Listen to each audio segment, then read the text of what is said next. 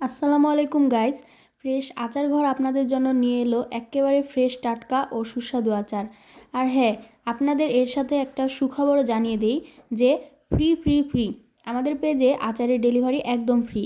আমাদের পেজে মজাদার আচারের প্যাকেজে একদম ফ্রি হোম ডেলিভারি চলছে, যা একবার খেলে বারবার পাগল হয়ে খাবেন। কেন আমাদের থেকে আচার নেবেন?